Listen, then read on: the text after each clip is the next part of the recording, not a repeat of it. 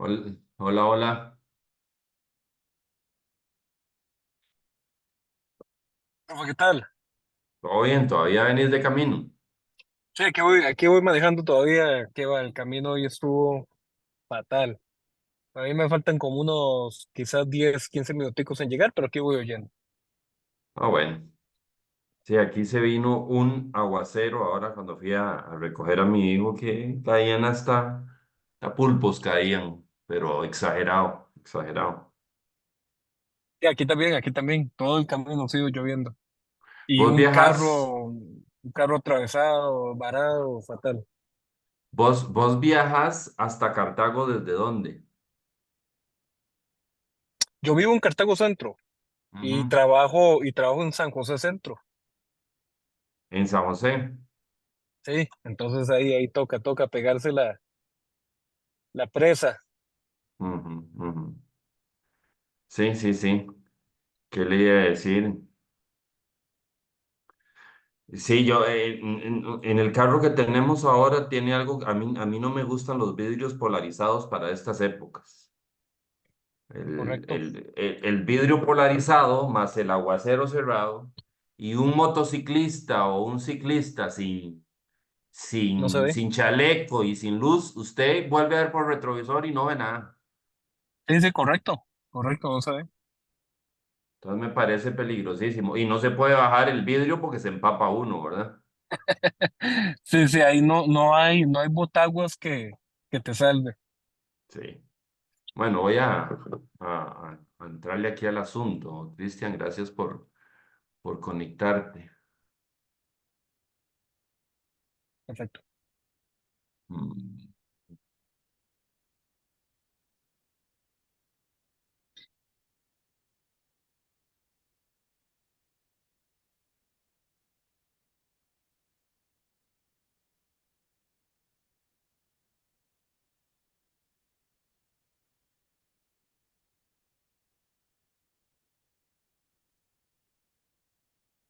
Quería seguir con los artículos que siguen, ¿verdad? En este caso, seguiríamos con semana 3.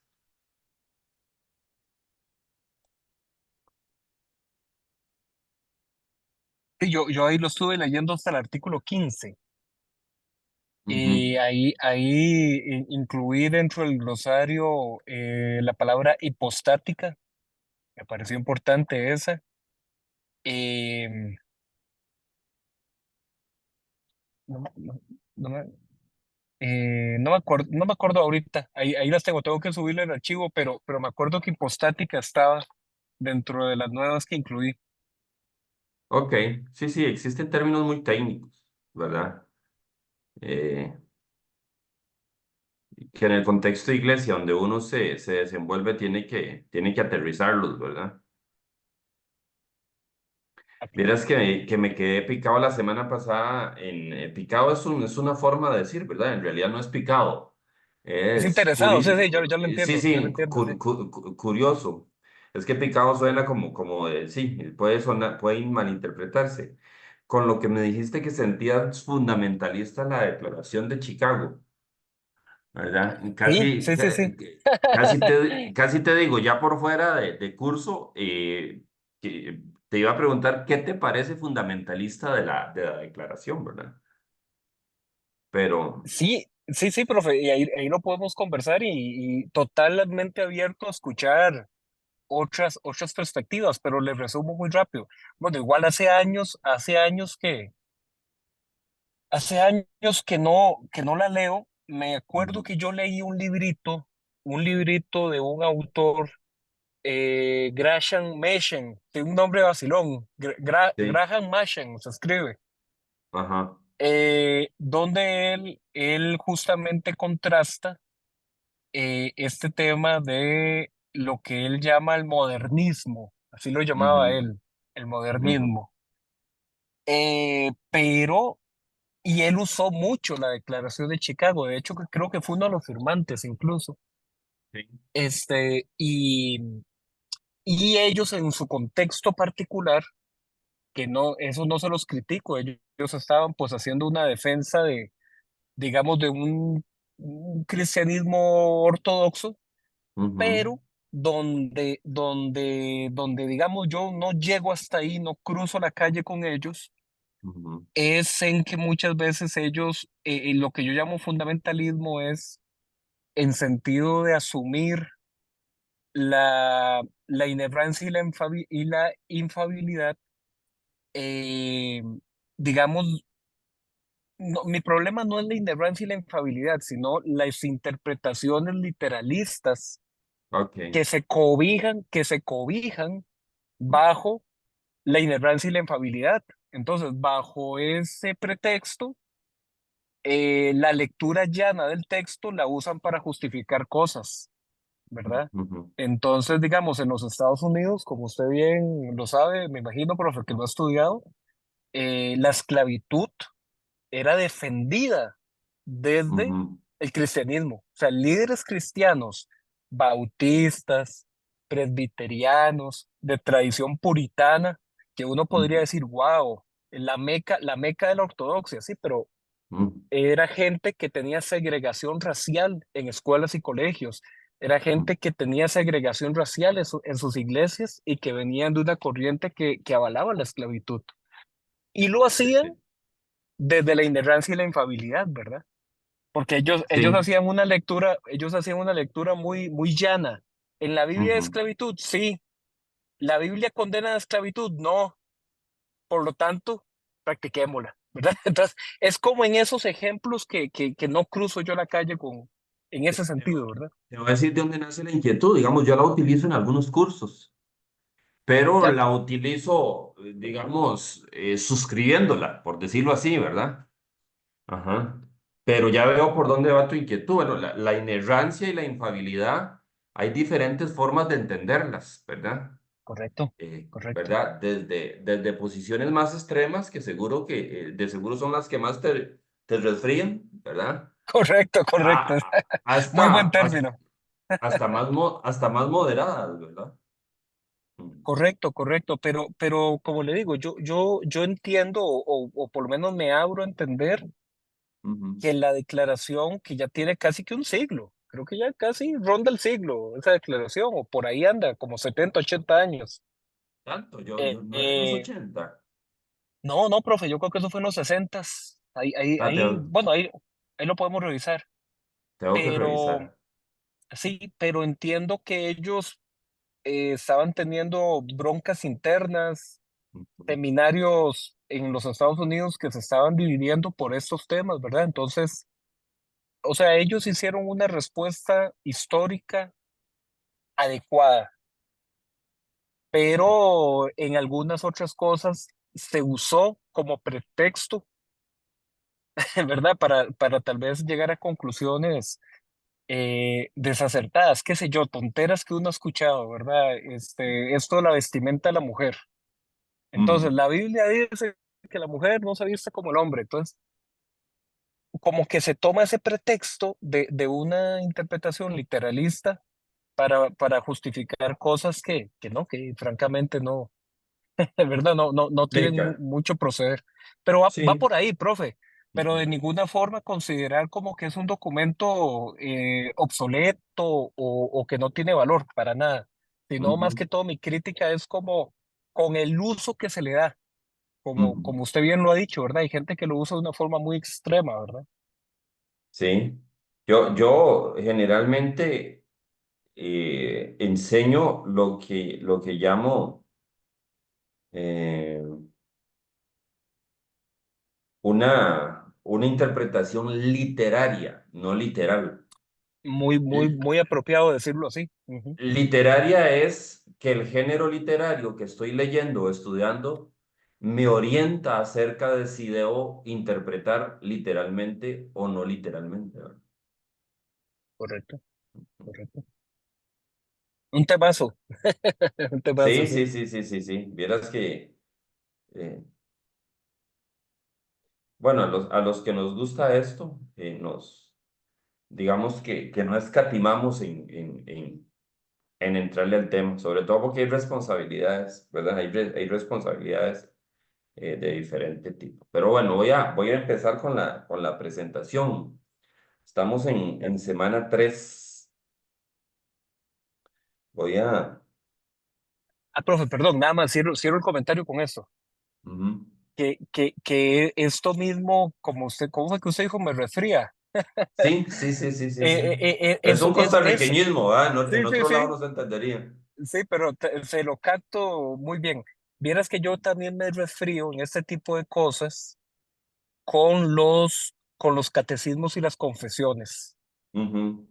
porque, y vuelvo a lo mismo, son documentos muy valiosos que en su momento histórico fueron de mucha utilidad para unificar cosas, pero que ya, digamos, usted me imagino ha escuchado, profe, de esta metodología del círculo hermenéutico, ¿verdad? Sí. Ya nosotros ahorita, creyentes del siglo XXI, en una situación social muy diferente, pues yo leo cosas por decir algo, catecismo Westminster o Heidelberg, o cánones de Dort, Ujú. o la Confesión Bautista, y yo leo cosas y yo digo, no, con mucho respeto digo no, por ejemplo, donde ellos ponen una relación Estado-Iglesia muy peligrosa, muy Ujú. asociado el Estado y la Iglesia. Ujú. Y entonces, digamos, uno habla con hermanos, pastores o ancianos de iglesias de esa línea, y eso es gente que ellos te dicen, no, mira, esta es la línea de nuestra denominación y calladitos más bonitos, ¿verdad? Sí, Entonces, esos documentos se vuelven, primero que hay que tener cuidado de no poner la tradición por encima de la revelación, ¿verdad? Teniendo por correcto, revelación la escritura, ¿verdad? Y segundo, se vuelven homogenizadores forzados, forzantes, digámosle así, ¿verdad? Porque exige que un montón de personas que están bajo la sombrilla de una denominación, ¿verdad? Suscriba creencias que realmente eh, eh, eh, no comparten. ¿Me explico? sí, ¿Verdad? sí, sí, sí, Y a mí correcto. Y hay que quedarse a mí me calladito, parece ¿ah? que eso, sí, a mí me parece que eso tiene su límite, ¿verdad? Seguramente siempre va a ser común que por seguir el principio cristiano del amor y de la unidad, siempre uno tenga digamos, que unirse a un planteamiento que quizás no comparta al 100% para no andar haciendo divisiones por detalles, ¿verdad? Correcto, Pero, correcto, pero yo prefiero pero yo creo que es posible la unidad y la diversidad. La unidad de correcto, propósito y la diversidad de pensamiento, ¿verdad? correcto, correcto, profe. Digamos, en un ámbito definido. Tampoco llega un momento en que el pensamiento puede ser tan diferente que ya se hace imposible caminar juntos, ¿verdad? La famosa escritura aquella de si podrán caminar dos juntos si no estuviesen de acuerdo, ¿verdad? Pero yo sí creo que es posible encontrar comunes denominadores entre las personas que los unan de tal manera que puedan trabajar y servir juntos en la libertad de pensar diferente en otros aspectos secundarios. Así es, así es. No, sí, por eso lo uso como ejemplo, ¿verdad? De que Ujú. esos documentos históricos, de ahí, ¿verdad? Siempre tienen algún detallito donde uno dice, bueno, ahí no, no, son muy útiles, muy buenos, tienen cosas muy claras para enseñar, pero no los suscribo al 100%, ¿verdad? Hay detallillos ahí siempre que uno, en su condición actual, uno dice, no, no me suena, la redacción, la forma en la que quedó, quizás en aquel momento a ellos, por ejemplo, yo siempre he dicho, la famosa línea del credo apostólico, ¿verdad? Y descendió al infierno, dice. Y eso, Sí, y sí, eso genera cierta, digamos, inquietud en el lector. Entonces uno dice, "Ey, uy, si lo hubieran escrito diferente, quizás, ¿verdad? Dando a entender un sentido en que la humillación de Cristo en su padecimiento, en la pasión de la cruz, etcétera, pero al poner infierno y nosotros bajo digamos, el simbolismo que se le da a los términos, ya quedamos fregados, ¿verdad? En algunas cosas y Hay entonces a veces cuesta. hay pocos exégetas respetables que suscriben esa afirmación hoy, ¿verdad? Correcto, pero la gente, bueno, Incluyéndome no entre los exegetas respetables, sino entre los que no suscriben esa conclusión, ¿verdad? Me parece correcto. que muchos credos y catecismos, quizás algunas de sus afirmaciones quedan desactualizadas, descontextualizadas, y me parece que es natural, ¿verdad? Así es. Que Y sean... eso mismo va a pasar, y eso mismo va a pasar con este documento que estamos estudiando, ¿verdad? Dentro Ujú. de 20 30 años, vendrá otra generación que quizás dice, bueno, hay que revisar aquí algunas cosas, ¿verdad? Sí, sí, sí. Normal, Vieras que ese aprecio por la tradición tan fuerte, yo lo veo muchas veces en la forma de hacer iglesia, ¿verdad? Donde hay liturgias, ¿verdad? Que, que, que ya no son,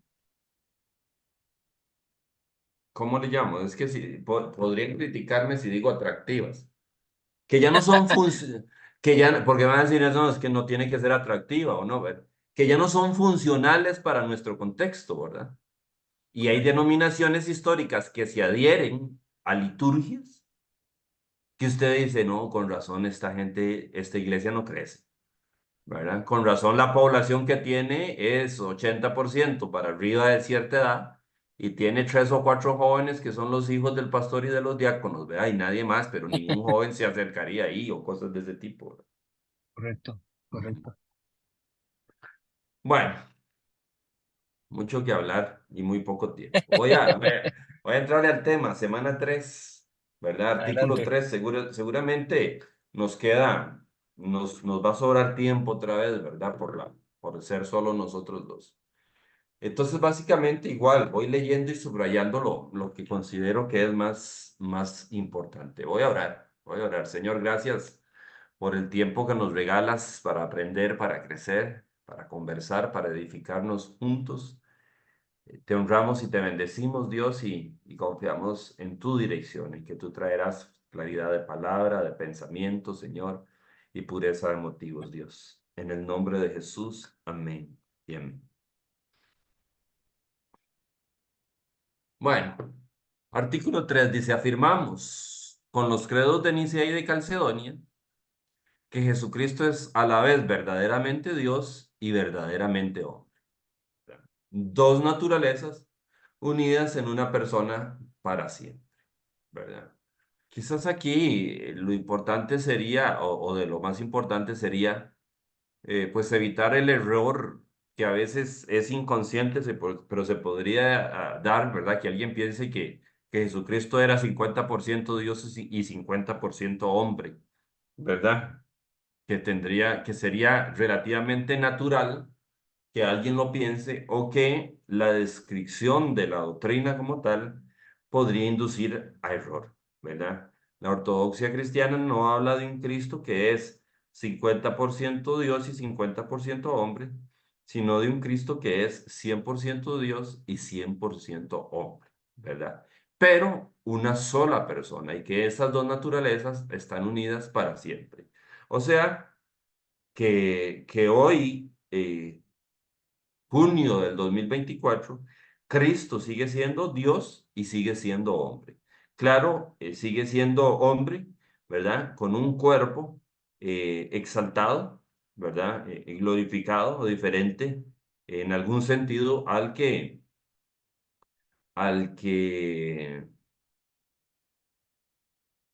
tuvo cuando estuvo en esta tierra, ¿verdad? Cuando estuvo en esta tierra. Entonces, eso es importante. La negación, entonces, sería, se niega que el Hijo fue creado, ¿verdad? Como plantearían algunos unitarios o unicitarios, creo que también se le llama, ¿verdad? También se niega la idea de que la divinidad de Cristo haya sido adquirida en el tiempo, ¿verdad? Sino que lo que se plantea es que eh, Cristo como tal, ha sido eterno por la eternidad, ¿verdad? Desde siempre ha sido divino por la eternidad, ha sido divino desde siempre, ¿verdad?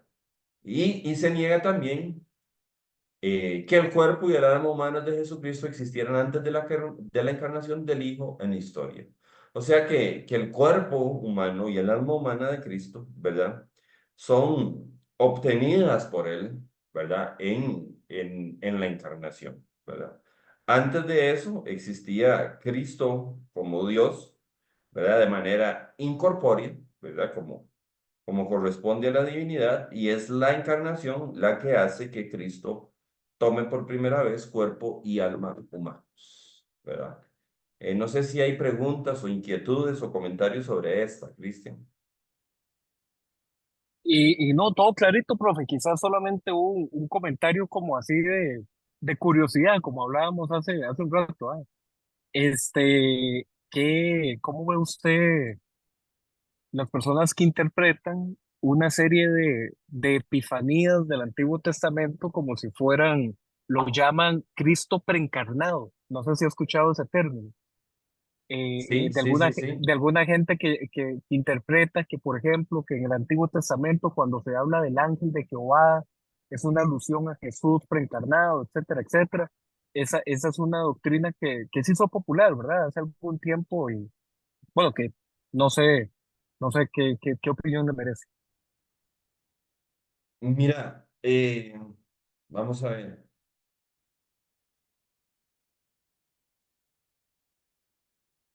Algunas me parecen forzadas, ¿verdad? Forzadas en el sentido de que se abusa de interpretar el Antiguo Testamento en clave cristocéntrica, ¿verdad? Eh, Creo que debemos encontrar a Cristo en el Antiguo Testamento en aquellos pasajes en que el Nuevo Testamento, a la luz de la revelación progresiva, nos lo permite o nos lo remite, ¿verdad? Pero soy bastante, digamos, conservador, bastante prudente, bastante cuidadoso, ¿verdad?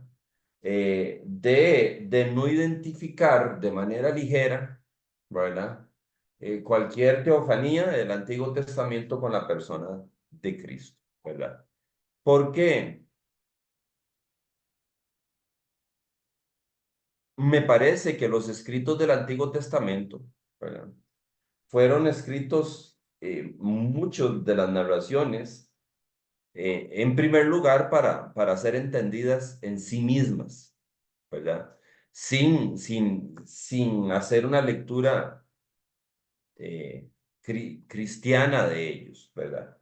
Aunque creo que el Nuevo Testamento nos permite hacer una lectura cristiana de aquellos pasajes, de algunos pasajes, pero prefiero concentrarme en los pasajes en los que el Nuevo Testamento nos autoriza explícitamente a encontrar a Cristo en ellos, ¿verdad? Pero sí hay teofanías en las que me parece que ver a Cristo, ¿verdad? Me parece en algún sentido forzar a veces el pasaje, ¿verdad? Eh, Voy a ver,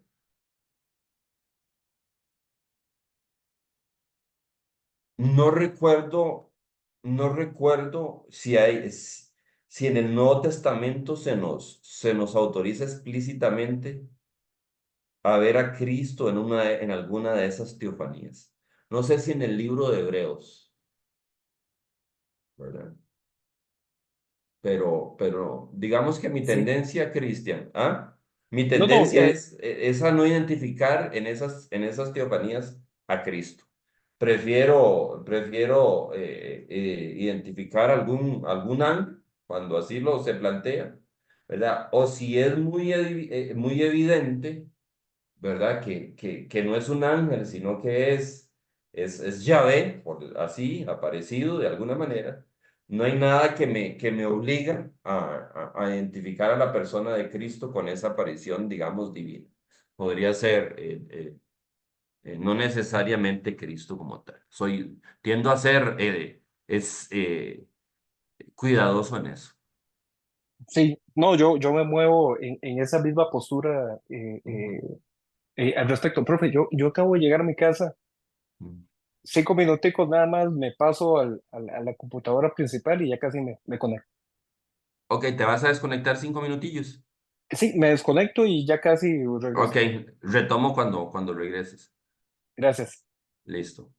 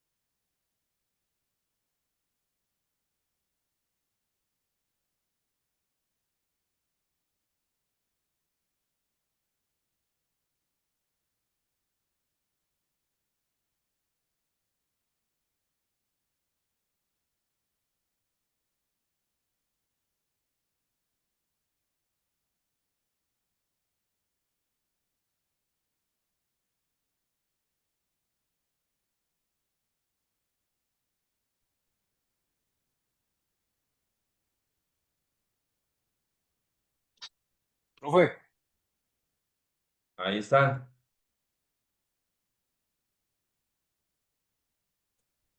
Aquí sí, estamos ya. no ve que justo en eso me llamó una compañera de trabajo que se le murió la abuela, el esposo y bueno, todo el tema que usted sabe que se viene con eso y que todo eso es ocupado mañana, un permiso, etcétera. Entonces por eso Mm, me atrasé un poquito.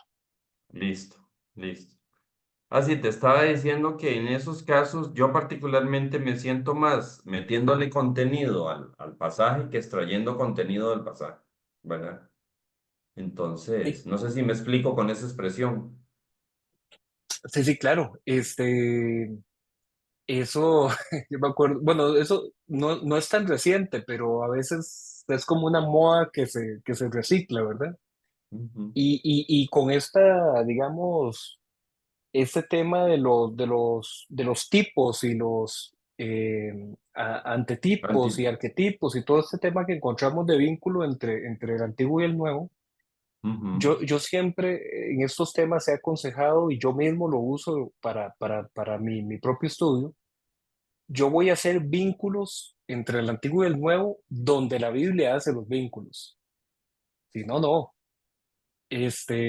Porque es muy peligroso, como usted bien lo indicó, forzar un texto. Por ejemplo, ujú, el famoso texto que nosotros usamos, los cristianos, lo usamos como una interpretación cristológica. Isaías 53, ¿verdad? El siervo sufriente. En Isaías el siervo sufriente no es Jesús. No, Isaías no no está escribe con hablando de Jesús en Jesús. mente, no escribe con Jesús en mente. Exactamente. Y él está hablando del siervo sufriente Israel, que Ujú, Israel que ha sido oprobio a las naciones, que ha sido llevado cautivo a Babilonia, etcétera. Y luego, ¿qué pasa? Que en el Nuevo Testamento le hace una relectura cristológica y entonces el Nuevo Testamento llega y dice, bueno, encontramos en Isaías 53 rasgos que hablan de Jesús. Igual el Salmo me parece que era el 24, ¿verdad? Que habla de la ujú, crucifixión también. ujú, El Salmo 2, Hebreos conecta el Salmo 2 dijo el Señor a mi Señor, siéntate a mi diestra, ¿verdad? Pero ujú, cuando el Salmo 2 se escribe, se está hablando del rey ujú. y su entronación, ¿verdad?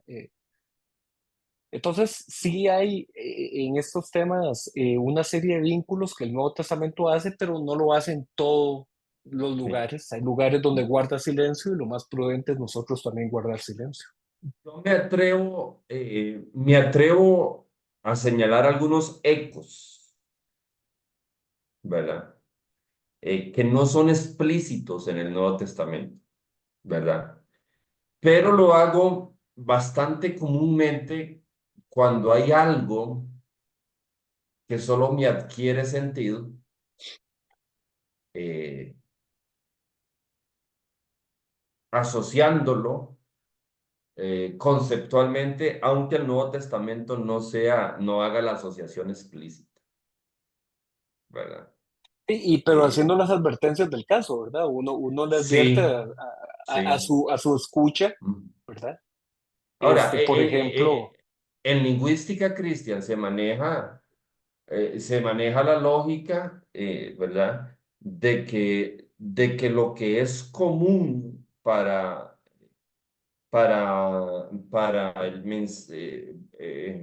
para quien transmite el mensaje y quien recibe el mensaje se omite. Eso es natural, ujú, ¿verdad? Eso es natural. Digamos, yo te puedo decir, ¿vio lo que dijo Rodrigo Chávez hoy?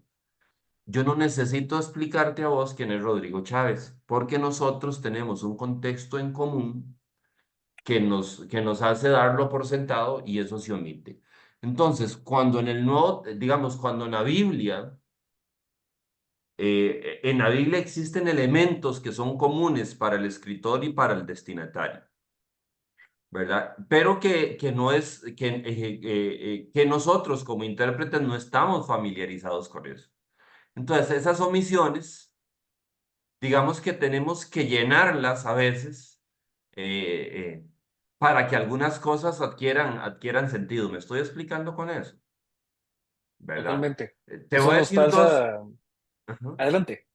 No, te voy a decir, por ejemplo, dos asociaciones que yo no establezco al 100%, pero yo digo, esto me suena a eso, ¿verdad? Eh, Te voy a decir dos. Una, Evangelio de Juan, Jesús resucita y en la tumba de Cristo hay dos ángeles, uno en cada extremo. Casi ningún exegeta católico, casi ningún exégeta protestante trata la semiótica. ¿Sabes qué es la semiótica? Sí. La simbología. Lo veo más en Ujú. exégetas católicos. Los católicos son más dados a eso. Cuando yo veo eso, no me parece una afirmación decorativa.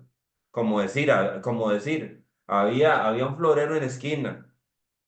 Me parece que ahí hay semiótica y hay significado teológico, pero no es explícito.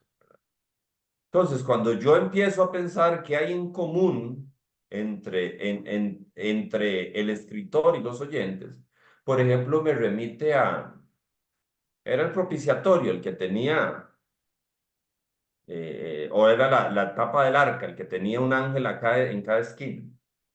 Sí, los Los querubines que tenía, querubines, sí, sí, el ¿verdad? arca, sí. Ujú. Sí, entonces, aunque sé que tiene algo o bastante de especulación, ¿verdad? Si hubiera sido ocho, digo que bastante, y como soy yo, digo que algo. Como sé que tiene algo de especulación, digamos, no puedo hacerlo como una afirmación absoluta, pero podría proponer eh,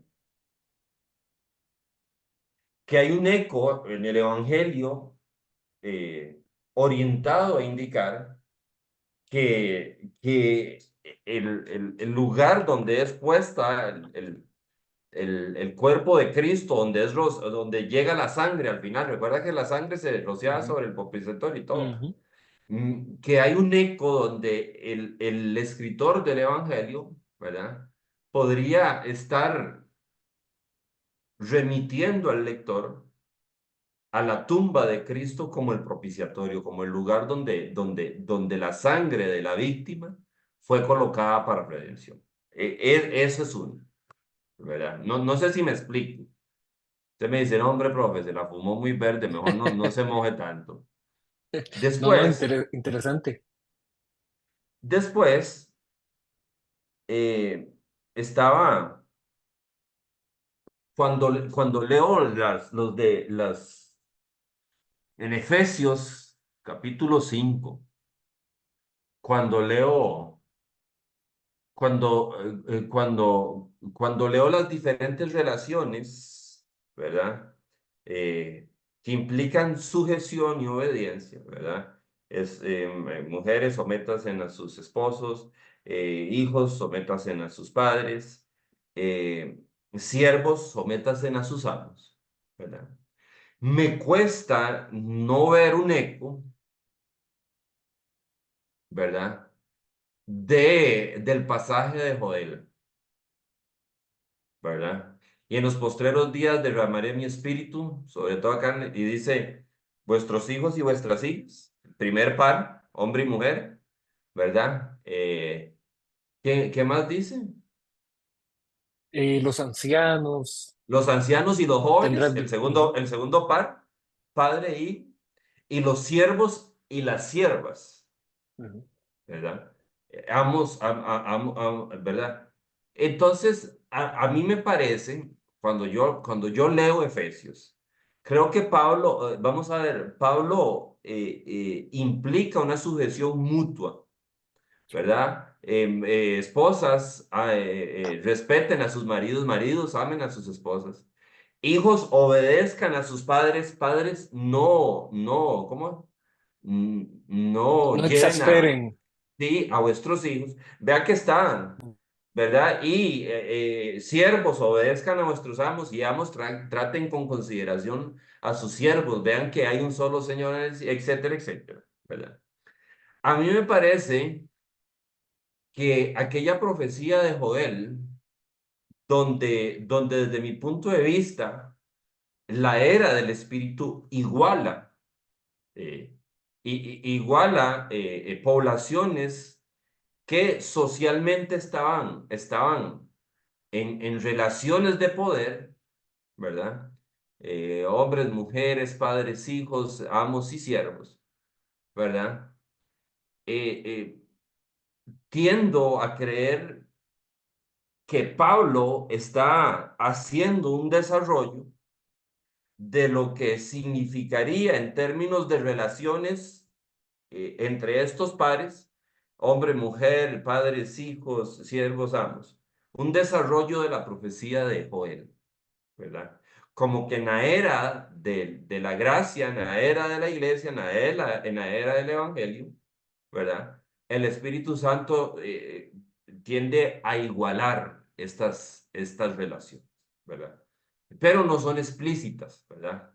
Lo que sí es que tiendo a establecer relaciones de ese tipo, ¿verdad? Evidentemente, por no estar explícitas en el texto, no puedo establecerlas de manera absoluta, ¿verdad? Vos sabes que es un eco, ¿verdad? Sí, como cuando vos me decís que, profe, ¿cómo está? Y yo le digo, aquí en la lucha tenaz. Los dos sabemos que estoy que estoy remitiendo al himno nacional, ¿verdad? A otra persona no lo sabría si es de otro país, ¿verdad? Pero nosotros sí. Entonces, un eco es eso, ¿verdad? Donde no hay una cita textual del Antiguo Testamento, ¿verdad? Pero la terminología o la conceptualización suenan, ¿verdad? O remiten a términos o conceptos del Antiguo Testamento, ¿verdad? Pero es más, digamos que son más lo que yo llamaría deducciones posibles, ¿verdad? Que afirmaciones absolutas en el texto, ¿verdad? Vea que utilicé deducciones posibles. Creo que hay deducciones que no son posibles, ¿verdad? O sea, que son muy jaladas del pelo. Pero bueno. Eh, oye, seguimos. Bueno, vamos a seguir aquí. Artículo 4. Afirmamos, dice la unión hipostática, o sea, es lo que viene es explicativo de lo que es la unión hipostática. Ahora sería en aposición, digamos, ¿verdad?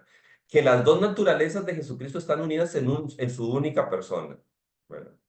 Sin mezcla, ¿verdad? O sea, el- la divinidad no puede tomar atributos, por decirlo así, de la humanidad ni viceversa. Sin confusión, sin división y sin separación, ¿verdad? Eso de una única persona no es que la parte humana de Cristo le está diciendo a la parte divina de Cristo, ayúdame porque estoy débil, no, porque es una misma persona, ¿verdad? Y entonces básicamente lo que se niega es que distinguir entre las dos naturalezas implica separarlas. Una cosa es distinguir y otra cosa es separarlas, ¿verdad? Entonces lo que se plantea en la afirmación es que la naturaleza humana y la naturaleza divina de Cristo son distinguibles, pero no separables, como tal, ¿verdad?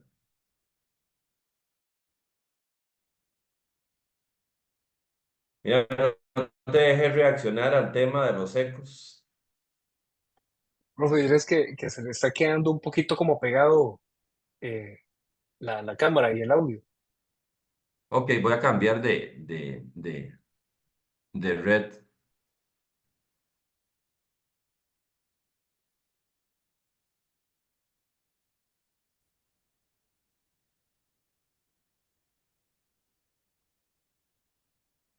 Ya cambié de red. Se Ok, supone ok, sí, ya que mucho esta es mejor. más, se supone que esta es la de un router que está más cerca. Sí. Te decía que no te dejes reaccionar al tema de los ecos. No, no, suscribo mucho. Yo en algún momento hace años había llevado un cursito de eh, la interpretación narrativa de Ujú. la Biblia. con un profesor argentino, no sé si lo he escuchado, Néstor Míguez, eh, No lo he escuchado. ¿sí? Y veíamos mucho el tema así, él no veía tanto la parte semiótica, sino la parte retórica, Ujú, un análisis de la retórica del texto, o sea, se hablaba también del etos. El etos es un término griego para hablar de como el sentido profundo, ¿verdad? Que tiene un texto y se usaba mucho también lo del tema de las caras de un cubo, ¿verdad? ujú, De que el cubo tiene pues una cara que mira de frente a uno, pero esa cara que mira de frente reposa sobre una base y también tiene una cara posterior que es más profunda y que los textos a nosotros nos llegan empaquetados en todo un armazón y sí, hay ejemplos en la Biblia de cosas así, también hay ejemplos en la Biblia de cosas que uno no se da cuenta que son una referencia a, digamos, a textos apócrifos sí, y a textos de las culturas vecinas. Por ejemplo, aquel famoso versículo donde Pablo dice, comamos y bebamos que mañana moriremos, ¿verdad? Bueno, es que sí, eso sí, es un poema. ese es mi preferido. Y es muy chido analizar todo eso porque entonces uno dice, caramba, cuando Pablo toma y elige ese poema griego para expresar un punto que él estaba enseñando, está canonizando ese verso, o sea, lo está haciendo palabra de Dios, ¿verdad? Que viene de un escritor pagano. Ujú, Entonces hay una serie, ¿verdad?, de detallillos, o por ejemplo aquello que uno encuentra en la carta de Judas, donde se ujú, habla de aquella disputa por el cuerpo de Moisés, ¿verdad? Que eso viene ujú, también de un texto ujú. apócrifo. Bueno, Entonces, claro, vos sabés que la imaginería de Apocalipsis hay imágenes de la literatura griega, ¿verdad? sí, correcto. Y también de textos, perdón, de De temas de los literatura, judíos. sí, sí, sí. ¿Cómo se llamaba esto que hacían los judíos? De que ellos interpretaban el texto y generaban comentarios de interpretación. El Midrash, me parece que es. Sí, puede ser Todo la medida. ese tema. Entonces, de ahí sí, hay cosas muy, muy interesantes en medio de todo este Sí. análisis, claro que sí. Bueno, seguimos. Dice, afirmamos que la encarnación de Jesucristo, sus naturalezas divina y humana conservan sus propios atributos. Eso es que no se mezclan, ¿verdad? Afirmamos que los atributos de ambas naturalezas pertenecen a la persona única de Jesucristo. ¿Verdad? Negamos que la naturaleza humana de Jesucristo tenga atributos divinos o pueda contener la naturaleza divina. Y negamos que la naturaleza divina comunique atributos divinos a la naturaleza humana. ¿Verdad? Más allá de lo normal que son los atributos, lo que llaman en teología propia atributos comunicables, ¿verdad? Aquí lo que se niega es que el atributo en la intensidad y en la perfección en que lo contiene la naturaleza divina de Cristo no se va a la naturaleza humana. Negamos que el Hijo dejara de lado o se diera alguno de sus atributos divinos en la encarnación, ¿verdad? Varias veces se habla más de una mm, limitación voluntaria de sus atributos que un despoje absoluto de sus atributos, ¿verdad? Porque Dios no puede dejar de ser Dios, ¿verdad? No puede despojarse de alguno de sus atributos, ¿verdad? Siempre complejo porque la Biblia se refiere a estos temas en términos principalmente descriptivos, ¿verdad? No explicativos, ¿verdad? Nosotros hubiéramos deseado que hubiera un título en alguna de las cartas de Pablo que diga la Trinidad y la explique, ¿verdad? Pero lo que se hacen principalmente son descripciones, ¿verdad? Y entonces, a partir de esas descripciones es que se busca explicar, ¿verdad?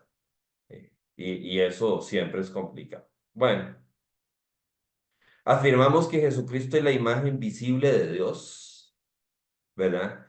Que Él es el estándar de la verdad, de la verdadera humanidad, ¿verdad? O sea, lo que todo ser humano está llamado a hacer, ¿verdad? Y que en nuestra redención seremos conformados definitivamente a su imagen, ¿verdad? O sea que nosotros, mientras vivamos, vamos siendo conformados a la imagen de Cristo, pero esa conformación final solo se produce en la glorificación, lo que llaman los teólogos la glorificación, ¿verdad? Que es ya la redención final del ser humano, para cuerpo resucitado. Negamos que Cristo fuera menos que verdaderamente humano, ¿verdad? Seguramente aquí, en aquel tiempo era el docetismo, era. ¿Verdad? Sí. Que meramente pareciera ser humano o que careciera de un alma humana racional. Negamos que en la unión hipostática el Hijo asumiera una persona humana en lugar de una naturaleza humana, porque eso implicaría doble personalidad, ¿verdad? Y entonces es, sería, digamos, no ortodoxo desde el punto de vista cristiano. Artículo 7. Afirmamos que como hombre en su estado de humillación, Jesucristo poseyó todas las limitaciones naturales y las debilidades comunes a la naturaleza humana. Y que Él fue hecho como nosotros en todos los aspectos, pero no tuvo pecado. O sea que Cristo se cansaba, tenía hambre, mm, se le hacían lagañas, iba al baño, usar Listerine, etcétera, etcétera. ¿Verdad? Todo ese tipo de cosas. Como diría mi profesor, mi tutor principal también tenía un tono de voz, ¿verdad? Que era reconocible, un tipo un color de piel, eh, una barba determinada, un bigote determinado, era o lacio o colocho, ¿verdad? Tenía sus características, digamos, físicas, sus rasgos físicos únicos y distinguibles, ¿verdad? Negamos que Jesucristo haya pecado, ¿verdad? Que Jesucristo no experimentara el sufrimiento, o sea, ¿verdad? O sea, Jesucristo sufrió, que no experimentara la tentación. En principio Jesucristo fue tentado, ¿verdad? Sí, yo soy de los que planteo que la tentación de Jesucristo fue más parecida a la de Adán que a la nuestra, ¿verdad? Porque Adán no había caído. Y en cambio, a la tentación que sufrimos nosotros tenemos que añadirle la naturaleza caída, ¿verdad? Que es una mezcla fatal. Y la adversidad. Cristo enfrentó la adversidad, ¿verdad? Se niega que el pecado sea inherente a la verdadera humanidad o que la impecabilidad de Jesucristo sea incompatible con el hecho de que Él es humano, ¿verdad? O sea que en realidad el ser humano no fue diseñado y pensado por Dios para ser pecador. O sea, el hecho de que todos seamos pecadores no significa que el pecado forma parte de la identidad eh, ideal del ser humano, ¿verdad? Sino que fue pensado para no pecar, tal y como Cristo lo vivió, lo realizó. Artículo 8. Afirmamos que el Jesucristo histórico, qué raro me suena eso, me suena como el seminario Jesús, pero dejémoslo así, por el poder del Espíritu Santo fue concebido milagrosamente y nació de la Virgen María. Afirmamos con el credo de Calcedonia que a ella se le llama correctamente Madre de Dios, Teotocos, en el sentido de que el niño que ella dio a luz es el Hijo de Dios encarnado, la segunda persona de la Trinidad, ¿verdad? Eh, bueno, hay una discusión, no sé si has visto redes sociales, si sigues esos debates en redes sociales. Hace poquito estuvo de moda, ¿verdad? A mí me parece que depende mucho del sentido con que se diga es correcto o no es correcto llamar Madre de Dios. Negamos que Jesucristo recibiera su naturaleza divina de María, ¿verdad? Eso sí sería incorrecto. O que su impecabilidad se derivara de ella. Básicamente aquí lo que se señala es como erróneo la doctrina católica romana de la impecabilidad de María. ¿Cómo es que le llaman? La, bueno, María llena ay Dios mío, llena de gracia, no, Sí. es, Es que la virginidad eh, perpetua no es sí, exactamente eso, aunque lo incluye, ¿verdad? eh, Ay, Se me olvidó el ahorita me acordaré, ahorita me Ujú, acordaré. ujú, ujú, ujú. Me estoy acordando de las letanías, ¿verdad? Ave María Purísima, sin pecado concebida.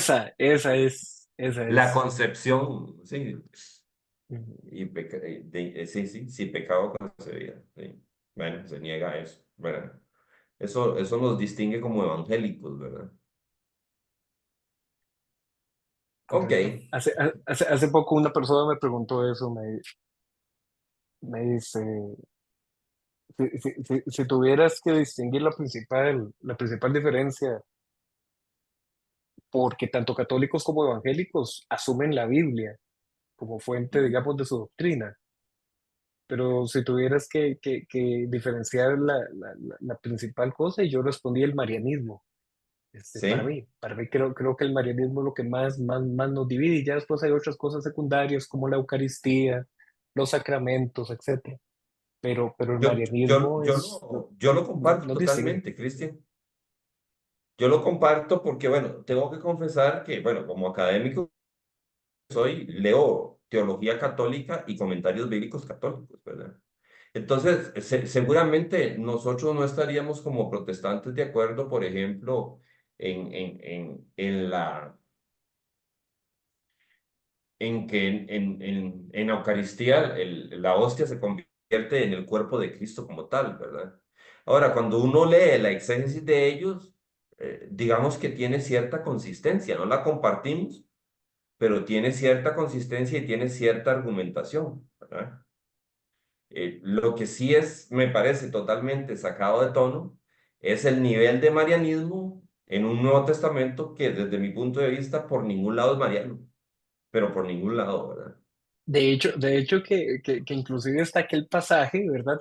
Tan Ah, determinante, donde dice que la madre y los hermanos de Jesús llegaron a ujú, buscarlo, eso está en Marcos, y ujú, que Jesús dice, ¿quiénes son? Mi madre y mis hermanos, estos, ¿verdad? Son estos. ujú, ujú, Entonces sí, es todo un tema. Hay un teólogo español que a mí me gusta mucho, no sé si lo ha leído, profe, Javier Picasa, Javier ah, con sí, sí, X. sí. Sí.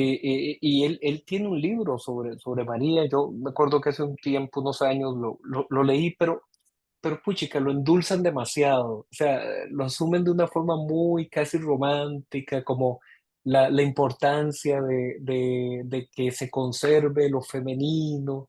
Y él lo endulzó mucho, a mi gusto, endulzó Sí. demasiado el café y no entró, digamos, al meollo de que el culto católico verdaderamente le da una posición a María. En el momento que usted dice que María intercede, ya ahí ya estamos fregados. Ya estamos Ya, fregados. ya, ¿Cómo ya es está eso? haciendo chis fuera del tarro, para Sí, decirlo sí, ya bonito. de ahí estamos fregados, porque en el momento que vos me decís que es que María intercede ante el Padre, no, Ujú, ya ahí tenemos problemas, que de hecho ese fue de las cosas que a mí, en mi testimonio personal, las cosas que a mí me hacen solito, a mí nadie, yo siempre vacilo diciendo, a mí nadie me evangelizó. O sea, ujú, yo solito, digamos, salgo de la Iglesia Católica por un convencimiento personal cuando comienzo fuertemente a estudiar la escritura y me encuentro cosas así, cosas que ujú, discrepaban totalmente entre lo que la Biblia enseñaba desde una lectura muy llanita, muy normalita, y lo que se nos enseñaba desde la doctrina católica. Es Y que ese fue uno de los temas. Picasa es católico, ¿verdad? Es graduado de una universidad católica. Sí, claro, Picasa, Que, por, fue profesor y a él lo echaron, ¿no? Él lo terminan echando de la Iglesia Católica también. que me parece bastante interesante porque, por ejemplo, hay una serie de libros de editorial, no sé si es CLI, que se llama Colección Teológica Contemporánea, donde es predominantemente protestante, pero el Evangelio de Marcos lo escribe, el comentario del Evangelio de Marcos lo escribe él. Bueno, es que Picasa, sus credenciales académicas son de peso, ¿verdad? Él ha Sí, sido un lo que académico pasa, sí, bravo. él es un peso pesado, pero es poco común que las editoriales se salgan de la línea. ¿verdad? Que las editoriales, digamos, Verbo Divino y, ¿cómo se llama la otra? No, O Verbo sea, Divino sí es católico. sí, sí, la otra católica, ¿cómo se llama? Trota. Trota es católico y Sí, sígueme, sí. sígueme, Y sigue, sígueme es es católico. muy Ujú. difícil que esas editoriales publiquen material Por aquí de tengo autores, algunos. de autores protestantes. Igual es muy difícil, por ejemplo, que Clie, que Vida, Aquí tengo que este, por ejemplo. Patmos. Ah, sí, sí, sí. Estas católicas, esta es de Salterrae. Ajá, Esta también es también. española, Sí, española católica, son pero buenísimos esa gente. saca textos muy buenos, sí. También es difícil que las editoriales protestantes como CLIE, Vida, Patmos, Unilit y todos ellos publiquen material de autores católicos porque hay gente que es muy insensible en eso. O sea, de una vez los Eso lo manda he para el leído, profe. infierno. El- mm, La fe en busca de eficacia. Sí, ¿El de José nombre, quién Miguel es el Bonino. autor? No, José no sé Miguel quién. Bonino, argentino. No sé quién es. Se lo recomiendo. Sí. Sí, sí, sí. Sí, sí, profe. Generalmente las editoriales, eh, yo tengo que confesar, digamos, yo hay una editorial que yo veo un libro y acabo de comprar un libro de esa editorial con recelo. Sí. Y sí, pero la compré porque yo dije, este autor me gusta mucho, y ya y lo publicó en español esta editorial, que aunque le tengo recelo, pero tengo que hacerlo, que es la editorial Portavoz. Ujú. Este, Portavoz no me gusta, muy, digamos, muy dispensacional para mi gusto. Sí. Sí, sí, seguramente, seguramente. Ajá. Bueno, seguimos. Verás que yo sigo un par de teólogos católicos, según yo son argentinos. Uno es José Luis Sicre, creo que es... Tigre es eh, español, creo que es Ah, es español. español. Ah, yo lo Sí, confundí con él tiene unos argentino. libros, él tiene unos libros sobre el libro de los Hechos, Ujú. sí. Y, yo había leído uno de él de los profetas, el movimiento profético del Antiguo Testamento. Sí. Y sigo a otro que es un especialista en Apocalipsis, pero ahorita no recuerdo quién es, ¿verdad? Bueno, Picasa tiene un texto de Apocalipsis y Pablo Richard tiene un texto de Apocalipsis y es católico también. Ya murió este Pablo Sí, Richard. no, es otro, es otro. Ya murió, está Eh, vivo. la última vez que supe estaba vivo, ¿verdad? Pero voy a ver si me recuerdo ahorita, ¿verdad? Em, Claro. ¿Verdad? Pero lo tengo muy presente porque la mayoría ese- de eruditos que estudian Apocalipsis lo ubican en una de dos fechas, o en tiempos de Nerón en la década de los 60 o en tiempos de Domiciano en la década de los 90. Pero este teólogo del cual estoy hablando, que todavía no me aparece, dice que la primera parte hasta el capítulo 12 del libro de Apocalipsis se escribió en tiempos de Nerón y la segunda parte se escribió en tiempos de Domiciano. Y es el único que lo he visto planteando esa teoría de que el libro de Apocalipsis fue escrito digamos, en dos periodos, ¿verdad? En dos bloques, ¿verdad? Ahorita se me viene Sí, a la mente. yo me suscribo a la fecha, digamos, tradicional 95, año 95, época Domiciano. Y generalmente quienes suscriben una fecha temprana previa a la destrucción del templo suelen, necesitan esa fecha para justificar el posmilenialismo. Pero bueno, eso es Ujú. conversación para otro día. Para otro año, no para otro día. Sí, sí, sí. Ok. Aquí viene Lucas, ¿verdad? 1:26-27, 6 meses después, Dios envió el ángel Gabriel a la ciudad de Galilea, Nazaret, para ver a María, una virgen que estaba comprometida con José, un hombre que era descendiente de David, ¿verdad? Artículo 9. Afirmamos que Jesucristo es el último Adán, quien cumplió su tarea asignada en cada punto donde el primer Adán falló y que Jesucristo es la cabeza de su pueblo, del cuerpo de Cristo, ¿verdad? Negamos que Jesucristo asumiera una naturaleza humana caída o heredara el pecado original, ¿verdad? O heredara el pecado original, ¿verdad? Bueno, los que tienen la teoría de la propagación, no sé si has escuchado la teoría de la propagación con respecto al origen del alma, Con ese nombre no, pero a lo mejor, sí, cuénteme un poquito a ver si tal vez lo he escuchado diferente. ¿sabes las teorías del origen del alma? No, no, no, no, adelante, Bueno, no me suena. de que las almas existen antes y Dios se la da a uno cuando uno nace. O de que el alma se crea en el momento en que uno nace. Esa es otra teoría. O Ah, que, escuché algo de este, de Agustín de Hipona. Había escuchado ujú, algo de Agustín de Hipona que había teorizado algo de eso, pero no, no, no lo bueno, manejo. bueno, la de la propagación básicamente es que los padres, o sea, en la relación hombre-mujer, los papás, los hombres, somos los que transmitimos las características hereditarias del alma, ¿verdad? Está chistosa. Esa es la teoría A. Está chistosa, pero bueno, entonces Esa es la teoría de la propagación, ¿verdad? Y plantea que Cristo no pudo haber tenido pecado original heredado porque no era hijo biológico de José, ¿verdad? Me explico, ¿sí?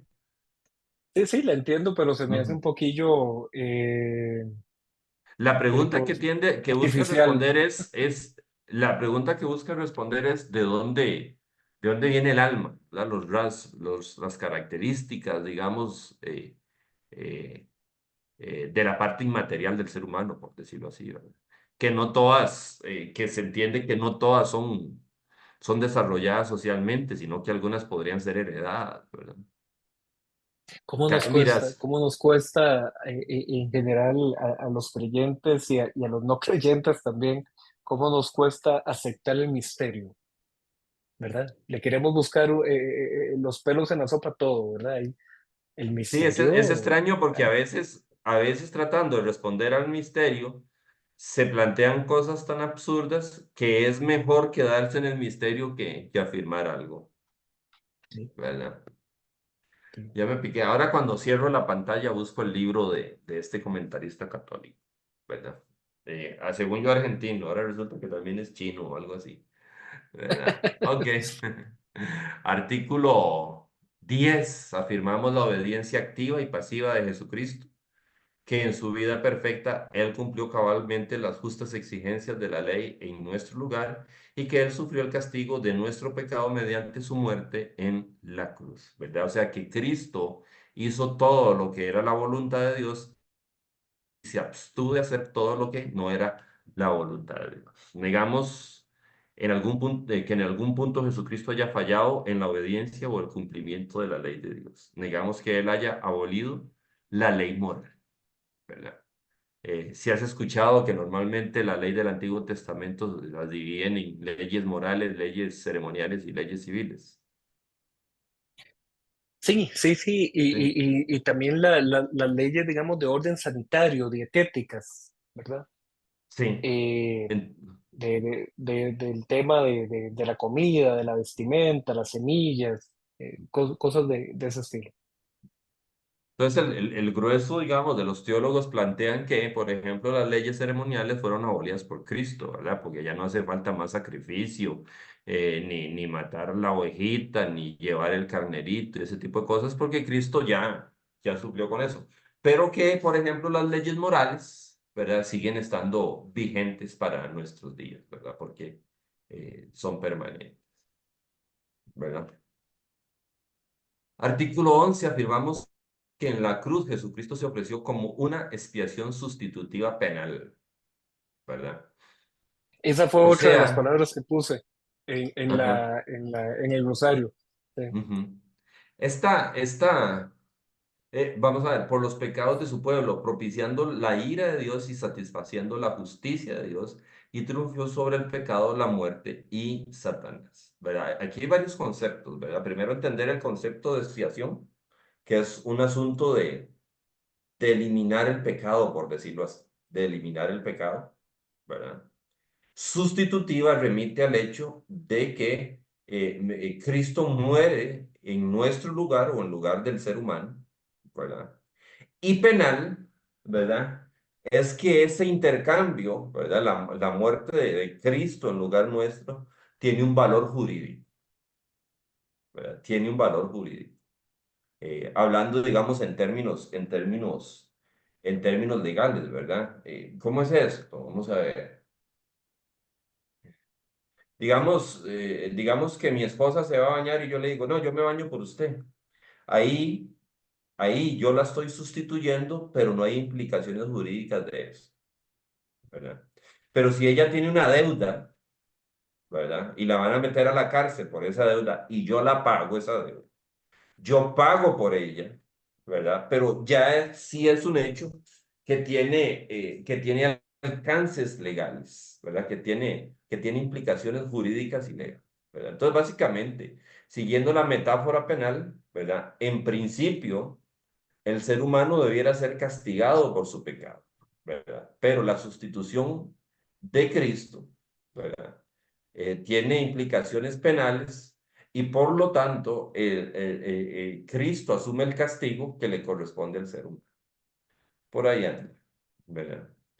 Dice propiciando la ira de Dios y satisfaciendo la justicia de Dios. Que es interesante, ¿verdad? Porque quizás es importante entender los conceptos a la luz del objeto directo, ¿verdad? Por ejemplo, lo que se propicia es la ira de Dios, no se propicia el pecado, ¿verdad? Lo que se propicia es la ira de Dios, lo que se expía es el pecado y lo que se satisface es la justicia de Dios, ¿verdad? No se satisface Sí, el pecado, no se satisface la ira, sino que se satisface la justicia. Digamos que es la forma más fácil de entender la diferencia. ¿Cuál es el objeto de la expiación? El pecado. ¿Cuál es el objeto de la propiciación? Dios, particularmente la ira divina, natural al pecado. ¿Y cuál es el objeto de la satisfacción? La justicia divina. ¿Verdad? Esa es la forma, digamos, más fácil que encuentro de explicar y diferenciar entre los tres conceptos. ¿Verdad? Y se habla de que Cristo triunfó sobre el pecado, sobre la muerte y sobre Satanás. ¿Qué es lo que se niega? Que la muerte de Jesucristo fuera el pago de un rescate a Satanás, ¿verdad? O sea, eh, que no es Satanás el que demandaba la muerte de Cristo, sino que es el mismo Dios, en razón de su justicia, el que demanda la muerte de Cristo, ¿verdad?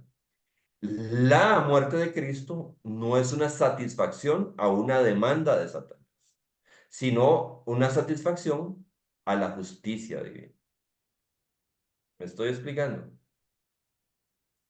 Sí.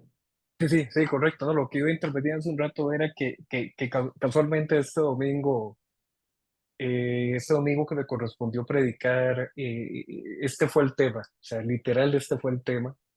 Prediqué sobre Sofonías. Nosotros ahorita estamos haciendo una serie sobre los profetas menores en la iglesia y Mm, el tema de Sofonías es el día de la ira del Señor, día grande y terrible, día de nubarrones y tormenta, el día donde el Señor derrama su ira, ¿verdad?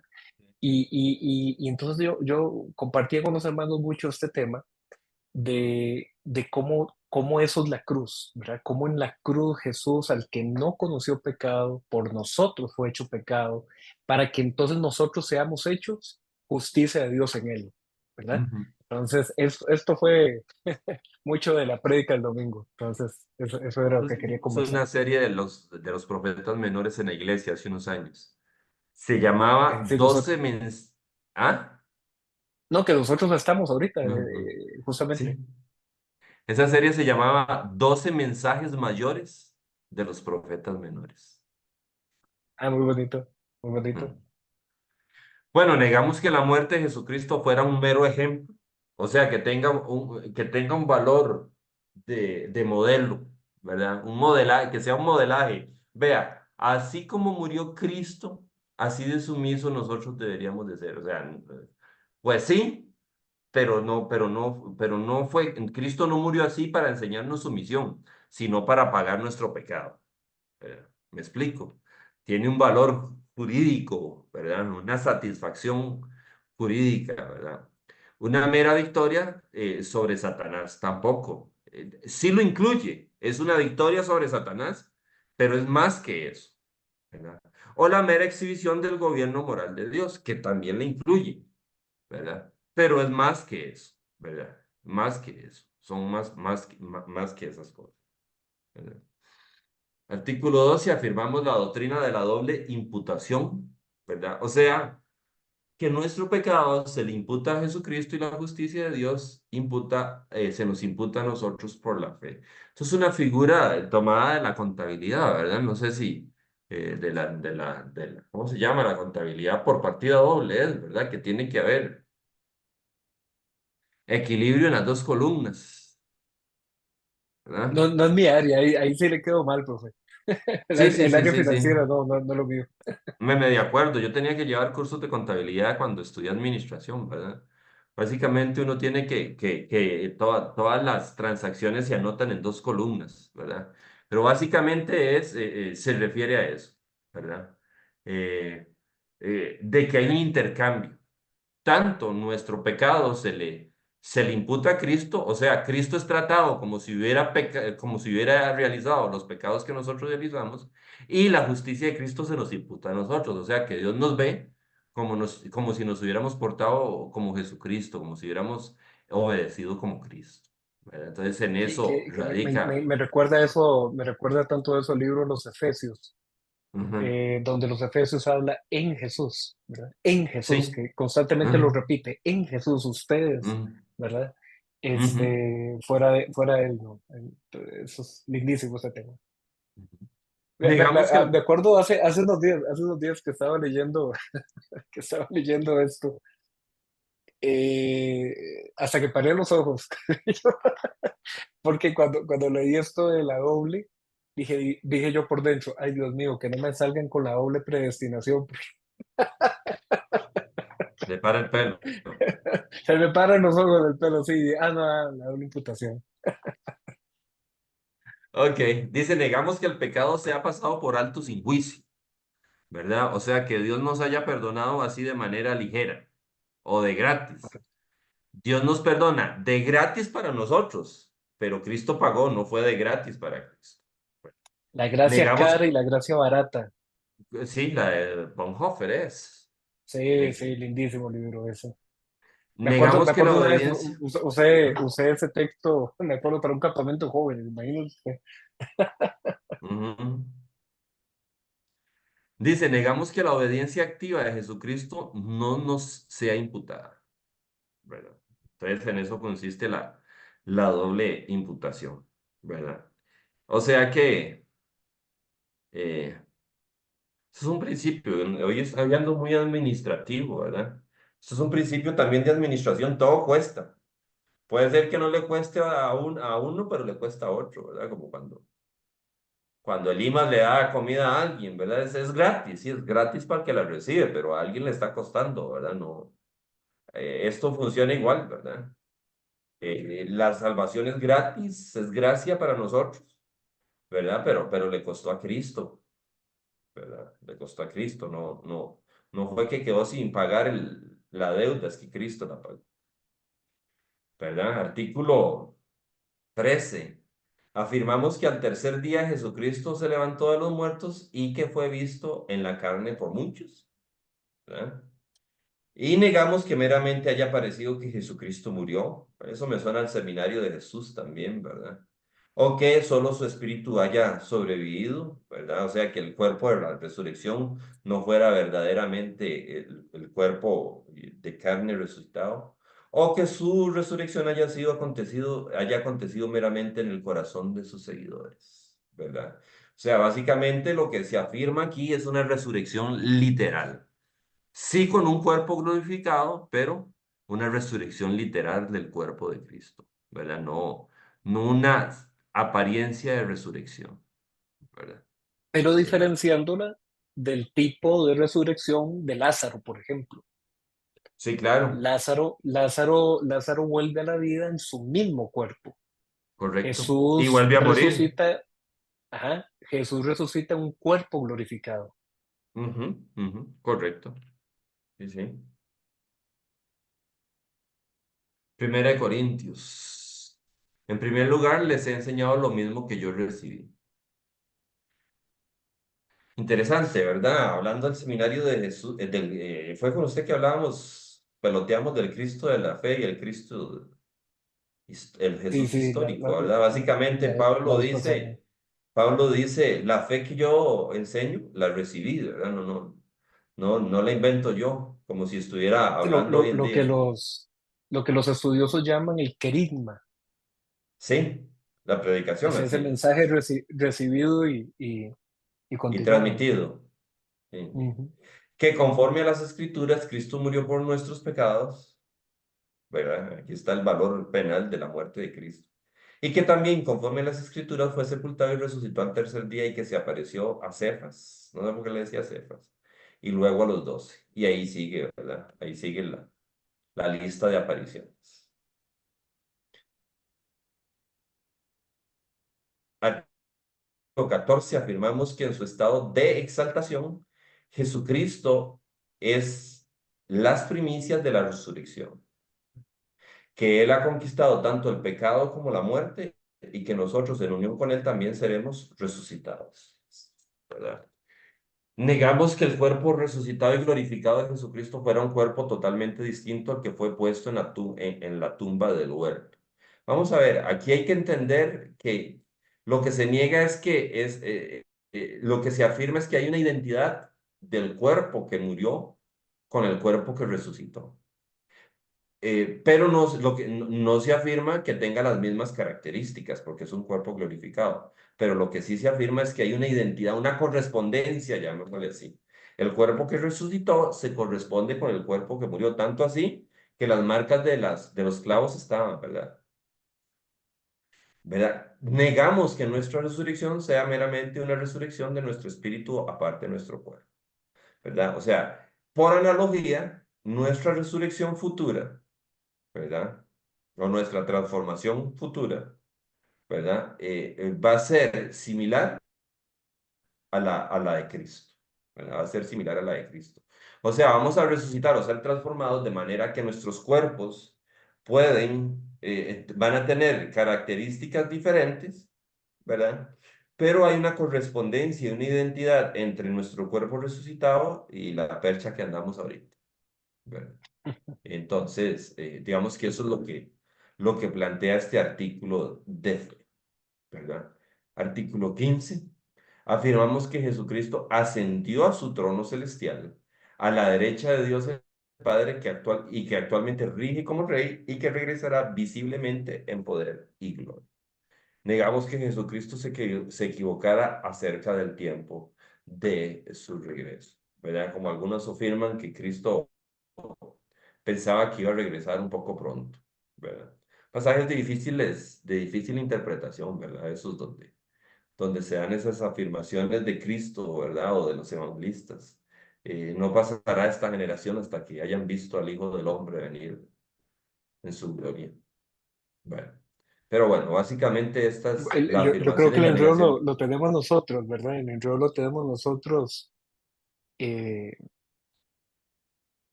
porque como la Biblia explícitamente, volvemos a algunos de los temas del principio, como la Biblia explícitamente no contiene lo que sucedió en el año 70, entonces mucha gente lo ignora, ¿verdad? Mucha gente lo ignora. eh, Todas las alusiones, por ejemplo, ahí en el capítulo de Mateo 24, que es el contexto de cuando los discípulos le dicen, maestro, mira el templo. Jesús les dice, no, aquí no va a quedar piedra sobre piedra, ¿verdad? Y es en ese contexto donde él hace todas estas declaraciones escatológicas, pero entendiendo lo escatológico no como lo último en términos de Apocalipsis, sino como esa visitación de juicio que el Señor hace en el año 70, ¿verdad? Por haber el pueblo rechazado, digamos, al Hijo, que eso también está también ahí en Mateo, ¿verdad? Un capitulito anterior, cuando dice que Jesús lloraba, ¿verdad? Y decía, Jerusalén, Jerusalén, no conociste el tiempo, ¿verdad? Matas a tus Eh, profetas. sí, sí, sí, sí. Por Ujú, cuanto no conociste el tiempo, tu casa queda vacía. ujú. Entonces, hay un sentido, digamos, de juicio histórico en que el reino del cielo vino y que el templo fue sustituido y el libro de los Hebreos, ¿verdad? Nos indica que ya tenemos este templo incorruptible y este sumo sacerdote para siempre. Entonces, bueno, temas lindísimos. Seguramente la higuera estéril está asociado con eso, ¿verdad? Claro, claro. Ese simbolismo efectivamente está enmarcado en esa última semana. La última semana de Ujú. Cristo fue donde se habla de la higuera estéril. Sí. Y la parábola de Ricky Lázaro, pues sacamos unos 3 años para hablar de eso. Para empezar, se lo digo Eh, así rápidamente, yo creo que es parábola. Hay gente que cree que es una cita. No, yo creo que es ajá. parábola. Pero bueno, Ok.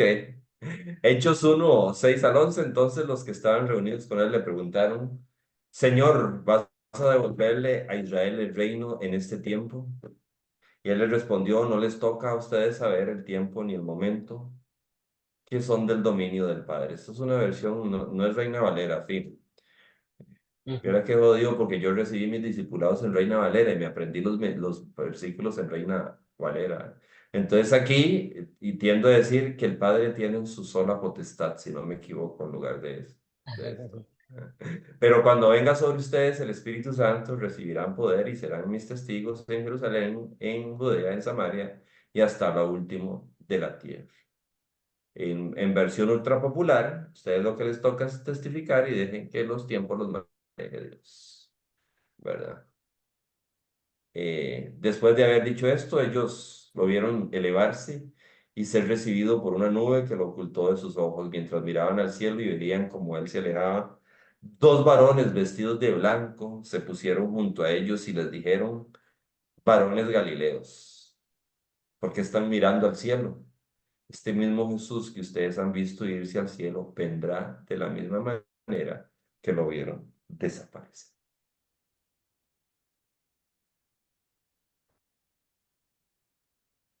Vieras que aquí tengo una dinámica. Ajá. Es varias veces, eh, generalmente la tarea en los cursos, en este curso es la misma. Pongo a personas a parafrasear, ¿verdad? Entonces luego extraigo unas paráfrasis sin mencionar quién las hizo, ¿verdad? Y pregunto dónde está el error, ¿verdad? Por ejemplo, alguien afirmó que la persona de Jesús es la misma persona del Dios Padre y de Dios Espíritu Santo, ¿verdad?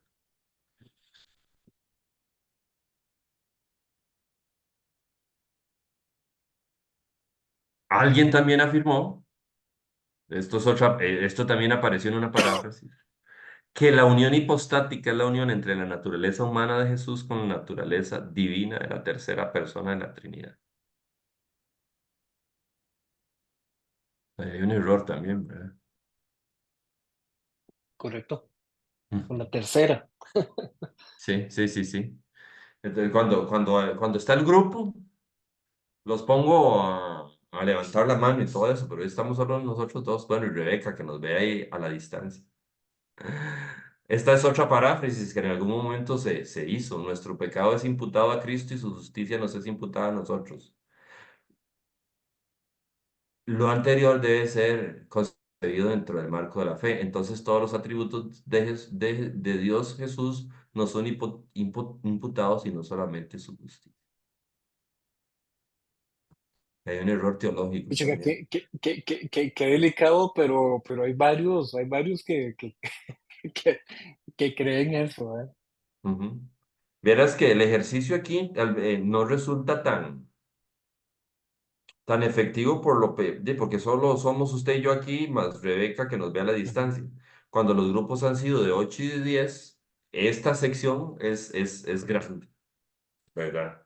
No digo Claro quién que sí. puso la paráfrasis, nada más la pongo, pero entonces le pongo al grupo de identificar, ¿verdad? Cuál es el error en la paráfrasis o en la afirmación, ¿verdad? Al final, parte del objetivo de un curso como estos es que nosotros sepamos no solo reconocer el billete verdadero, sino el billete falso, ¿verdad? En algún momento podríamos escuchar a alguien hacer afirmaciones teológicas erróneas y tenemos que tener la capacidad de detectarlas, no para pegarles un bastonazo por la jupa, ¿verdad? Sino para corregir con amor, ¿verdad? Como corresponde, ¿verdad? Aquí,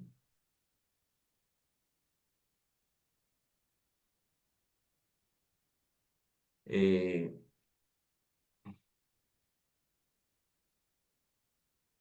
aquí básicamente lo que hago en esta última parte de la presentación, Cristian, es señalar algunos pasajes bíblicos que sustentan la divinidad de Cristo, pero quizás los menos tradicionales, ¿verdad? Los más tradicionales es cuando dicen yo soy, ese tipo de cosas, ¿verdad?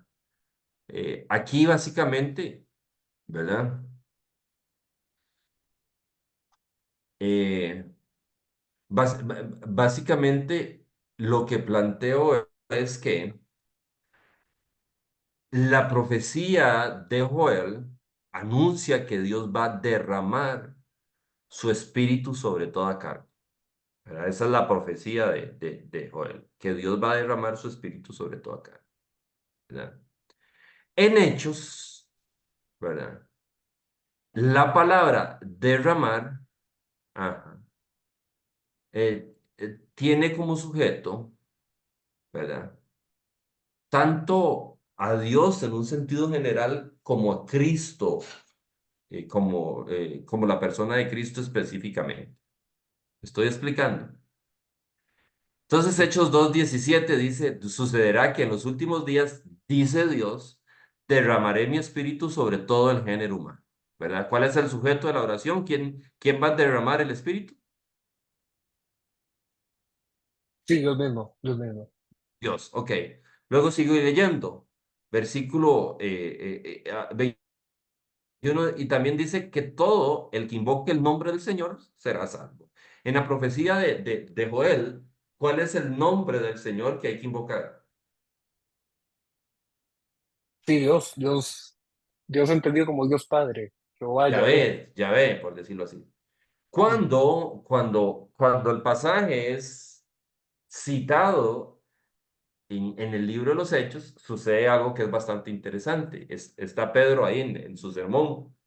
A este Jesús, Dios lo resucitó, de ello nosotros somos testigos. Luego dice, verso 33, exaltado por el poder de Dios y habiendo recibido del Padre el Espíritu Santo prometido, ha derramado esto que ustedes ahora ven y oyen. Entonces, en el libro de los Hechos, ¿quién es el sujeto del verbo derramar? Sí, ya aquí lo cambia por Jesús. Correcto. Básicamente, Pedro iguala a la persona de Jesús con Yahvé. Ahora, el objeto de la invocación, versículo 36. Sépalo bien todo Israel que a este Jesús, a quien ustedes crucificaron, Dios lo ha hecho Señor y Mesías, ¿verdad? Y básicamente plantea eh, que el nombre del Señor que hay que invocar según el libro de los Hechos es el nombre de Jesús. Cuando en la profecía de Joel el nombre del Señor que había que invocar era Yahvé. Entonces, digamos, por las dos vías, haciendo a Jesús sujeto de una acción que en el Antiguo Testamento, que en el Antiguo Testamento se le atribuía a Dios, y haciendo a Jesús objeto de una invocación que en el Antiguo Testamento correspondía a Yahvé, igual a la persona de Jesús con Yahvé. ¿Me estoy explicando? Sí, sí, esta parte, También lo de Señor, eh, digamos que es tomado ya de un término que no era, digamos, del contexto del Antiguo Testamento, el contexto judío, ¿verdad? Pero el Mesías sí, me llama mucho la atención eso, ¿verdad? Que pone los dos términos, Señor y Mesías, como quien dice, para que nadie quede por fuera. Sí, sí, sí. ¿A qué decís que varía con el Antiguo Testamento? Aquí. Que aquí Señor es Kyrios, Ujú. que es, digamos, muy diferente digamos, a los términos en el Antiguo Testamento usados para referirse a Dios, como, qué sé yo, Elohim o Yahvé, o aquí es Kyrios, ¿verdad? Que es el término La diferencia extraído es de en la de la... palabra, no en el concepto. Exactamente, Ok, sí, sí. exactamente. Ok, sí, sí. Y lo jala también de la Septuaginta, ¿verdad? Que sustituye todas esas menciones del nombre revelado de Dios por Kyrios. Sí, sí, Que seguramente. también eso es que también eso es otra alusión, ¿verdad? Directa, a decir, usar el mismo término que se emplea en el Antiguo Testamento de la Septuaginta para referirse a Dios, lo jala y lo agarra y dice para Jesús. Mm. Sí, más que el mismo término, yo pensaría que usarlo en el mismo sentido. Sí, el mismo título. Sí, sí, sí, como título, correcto. Lo mismo sucede en Romanos, ¿verdad? Lo mismo sucede en Romanos 8. Esta es la palabra de fe que predicamos. Que si confiesas con tu boca que Jesús es el Señor. Pues, ¿quién es el Señor? Jesús. Y crees en tu corazón que Dios lo levantó de entre los muertos, serás salvo, porque con el corazón se cree para ser justificado, pero con la boca se confiesa para ser salvo. Verso 11, así dice la Escritura. Y cita Joel, todo el que confíe en él, no, Isaías aquí. Isaías, ¿verdad? Todo el que confíe en él no será jamás defraudado. No hay diferencia entre judío y gentiles, pues el mismo Señor es Señor de todos y bendice abundantemente a cuanto lo invocan. Y aquí sí, creo que cita Joel, porque todo el que invoque el nombre del Señor será salvo. Entonces en Romanos Pablo hace lo mismo que hizo Pedro en Hechos, ¿verdad? Hace una cita del Antiguo Testamento que refiere a la invocación del Señor. Evidentemente, por venir la cita del Antiguo Testamento, el contexto original implica que el Señor al cual se invoque es Yahvé, pero en la carta a los Romanos, verso 8, ¿verdad? Hace que ese Señor eh, que en el Antiguo Testamento era Yahvé, en el Nuevo Testamento es Jesús, identificando a Jesús con Yahvé. ¿Me estoy explicando? Sí. Sí, correcto. Igual, y aquí cierro en Apocalipsis, ¿verdad? Y oí una criatura, y oí a cuanta criatura hay en el cielo, en la tierra, y debajo de la tierra, en el mar, y todos en la creación que cantaban, al que está sentado en el trono y al Cordero. Sean la alabanza y la honra, la gloria y el poder por los siglos de los siglos. Básicamente es que la misma alabanza, honra, gloria y poder de la cual es digno eh, eh, Yahvé, digamos, Dios Padre como tal, el que está sentado en el trono, de esa misma alabanza, honra, gloria y poder es digno el Cordero, nuevamente igualándolos, ¿verdad? Que en un contexto puramente judío sería una herejía, ¿verdad? Dar alabanza, honra, gloria y poder a Cristo como tal, ¿verdad? Pero bueno, digamos que eso es por hoy, Cristian. No sé si queda algo por ahí en el buche.